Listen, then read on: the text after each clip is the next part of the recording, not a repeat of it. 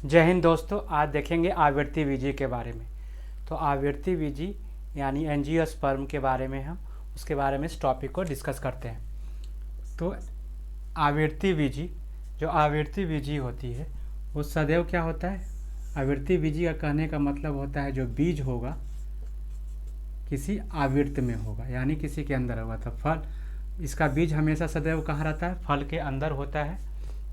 आवृत्ति बीजी में ही आवृत्ति बीजी यानी बीज जो रहेगा आवृत्त के अंदर रहेगा, यानी फल के अंदर। इसका बीज हमेशा फल के अंदर होता है और इसमें शाक, झाड़ियाँ और वृक्ष तीनों आते हैं। शाक भी आवृत्ति बीजी में आता है, झाड़ियाँ भी आती है और वृक्ष भी आती है। जैसे आपने वृक्ष का देते एग्जाम्पल, जैसे आम का वृक्ष होता है तो आम का जो बीज होता है यानी गुठली जो होता है वो फल के अंदर होता है। झाड़ियाँ में भी जैसे नींबू वगैरह है तो उसका भी बीज क्या होता है, फल के अंदर ही होता है। इसका जो प्रजनन अंग है सबसे प्रमुख कौन है, फूल है। इसका प्रजनन अंग कौन है, इसका फूल से ही इसका प्रजनन होता है। तो आवृत्ति बीजी का प्रजनन अंग पूछा जाएगा तो क्या होता है, तो फूल ही होता है। आवृत्ति बीजी का प्रजनन क्या होता है, फूल होता है।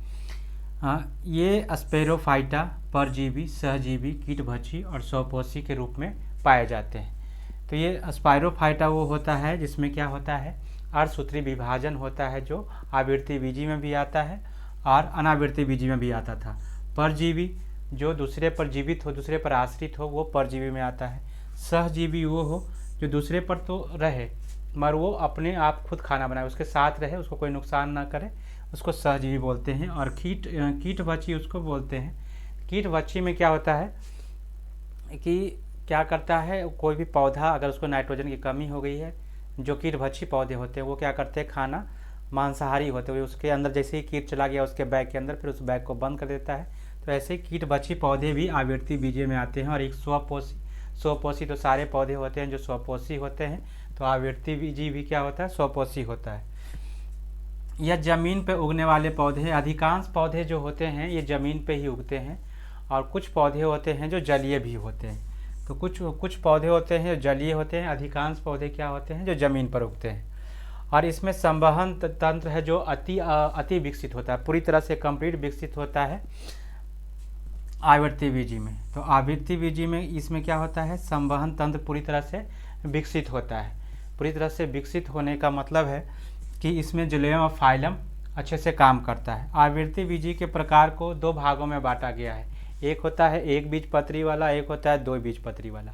और एक बीज पत्री अब क्या होता है, तो एक बीज पत्री वो होता है जिसको अगर उसका कवर निकाला जाए तो उसको फिर आप डिवाइड नहीं कर सकते हैं। जैसे आप एग्जाम्पल में ले लें क्या, गेहूँ को जैसे ऊपर के छिलके से निकाला जाता है तो गेहूँ को आप अलग नहीं कर सकते। मगर वही द्विबीजी जो होता है, दूसरा होता है द्विबीजी। तो द्विबीजी में आप मान लीजिए मटर का अगर ऊपर वाला कवर निकलेंगे तो इसमें दो ऐसे दो जुड़े रहेंगे आपस में, ऊपर से कवर रहता है। जब इसको कवर को हटाएंगे तो दोनों अलग अलग हो जाएगा। तो वही द्विबीज पत्री होता है, यानी दो साइड होता है और इसमें एक ही साइड होता है। तो इसे आवृत्ति बीजी को कितने, एक बीज पत्री और दो बीज पत्री दो भागों में बांटा गया है। तो अब देख लेते हैं एक बीज पत्री और दो बीज पत्री के क्या एग्जाम्पल इसके देख लेते हैं।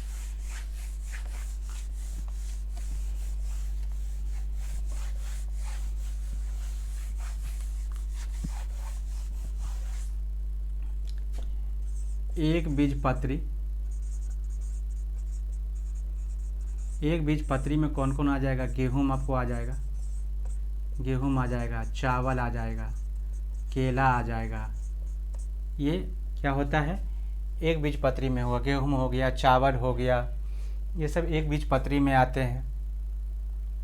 उसके बाद द्विबीज पत्री में कौन कौन आता है, एक बीज पत्री में केला हो गया, इधर केला भी है और लहसुन भी आ जाता है, प्याज भी आ जाता है। ये सब क्या है, ये सब एक बीज पत्री के उदाहरण हैं। द्विबीज पत्री में आ जाता है आपको, द्विबीज पत्री में आपको आ जाता है मटर हो गया, मसूर हो गया, सरसों हो गया। ये सब किस में आते हैं, द्विबीज पत्री में आते हैं। चना आ गया आपको, खेसारी आ गया आपको, खेसारी,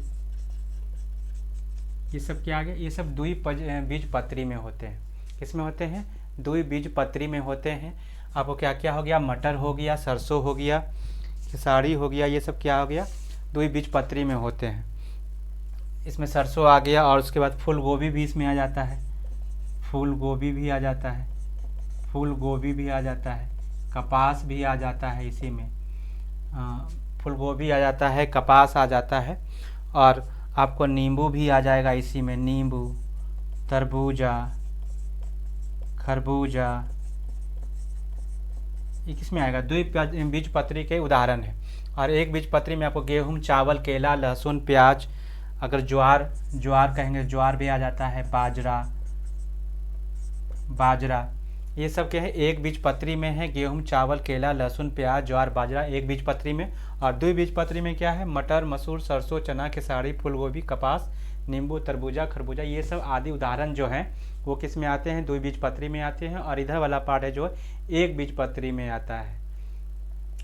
उसके बाद हम इसकी कुछ बात कर लेते हैं आवृत्ति बीजी में, कि आवृत्ति बीजी में जो होता है ये क्या होता है, पादप जगत का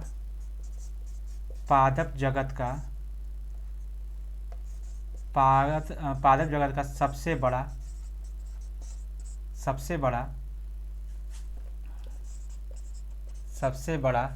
जाति है। सबसे बड़ा क्या है, इसकी जाति है, ये सबसे बड़ा इसकी जाति है।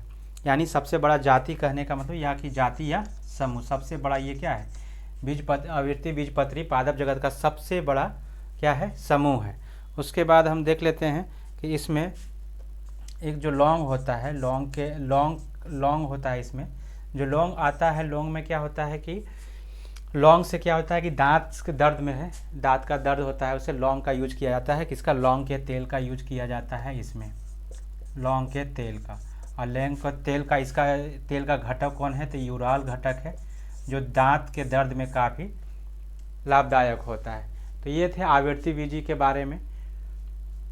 आपको ये वीडियो कैसा लगा कमेंट करके जरूर बताएं। अगर अच्छा लगा तो लाइक करें, कमेंट करें और शेयर करें। धन्यवाद।